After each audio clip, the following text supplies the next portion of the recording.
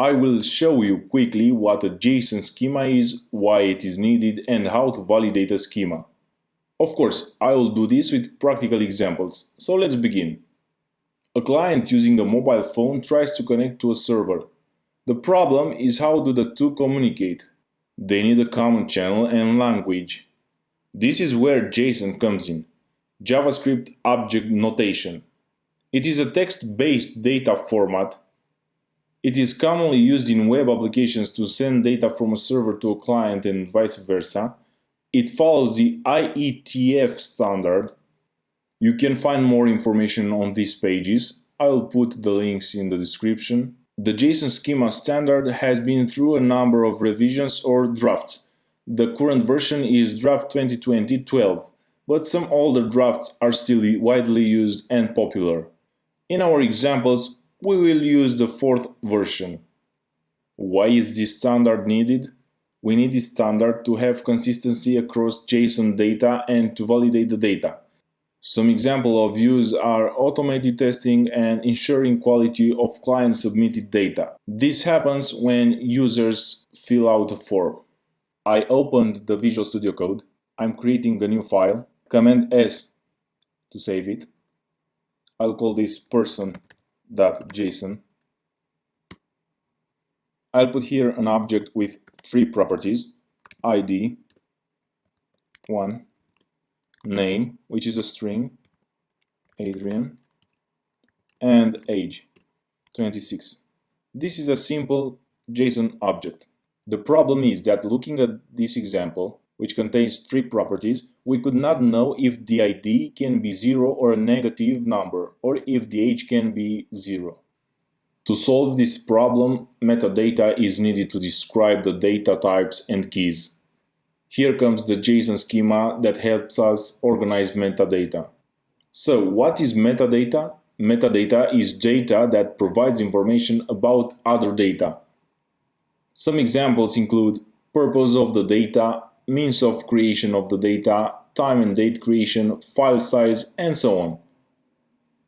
For example, a digital image may include metadata that describes the size of the image, its color depth, resolution, when it was created, the shutter speed, and other data. I can change the age to 26 string, which is valid, but I don't want this. I want age to be a number. I'll also create a new file and I will save it with the name schema.json. Curly braces, I'm gonna fill with the schema. The first property is $schema. It gives me some suggestions. I'll use the 4th schema. And the $schema keyword is used to declare which dialect of JSON schema was written for. I'll also set the ID, https example.com person.schema.json. The title of my schema, which will be person. Very simple. Description.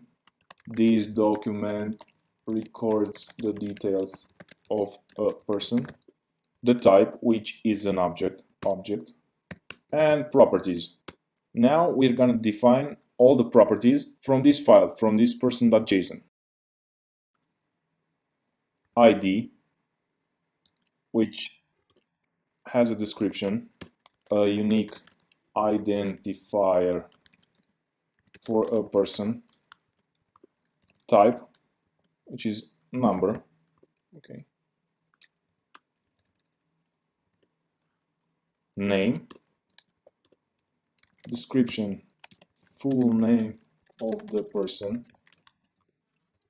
and type string. As you can see, the type is string, Adrian is a string. Age, description, age of the person, and type is a number. Alright, so this is the schema that defines this object. To verify an object against this schema, we're gonna go to an online tool called schemavalidator.net. I'll select this schema draft v4 because we are using 4th version. We have the input JSON, so let's test our object. Okay, good. It has no errors. Okay.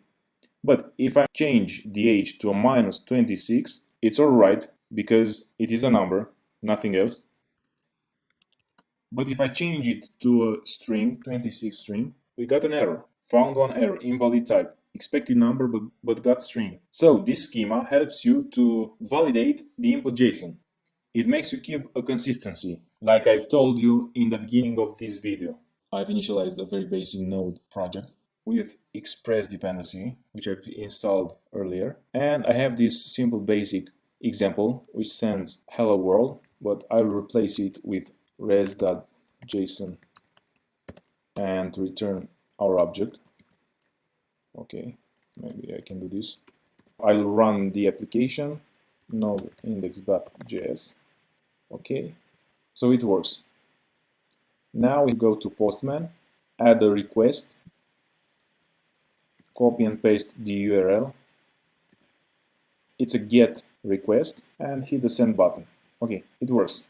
This is the object. Now we are going to the tests tab. Scroll down until the end. Use a tiny validator for JSON data. Now we have to replace this schema with our schema. Copy and just paste it. Delete this statement. Data1, I'll replace it with our object. Also delete the statement. Hit send button. Alright, so it worked. Test results, 1 of 1, passed. Okay, schema is valid. So what happens if I change the 26 number with 26 string? If I will hit the send button, okay, the schema is valid, but it failed. Why? Because the input data, the input JSON object, doesn't respect our schema. Because we have defined the age as number and we send a string to be validated. Change it again to 26 number and voila, it worked. Challenge time. Today's challenge is to extend the example scheme by adding the avatar property that validates a PNG image. Write the solution in the comments. If you like my tutorials, I invite you to subscribe, like and share them. Keep learning. Thanks for watching.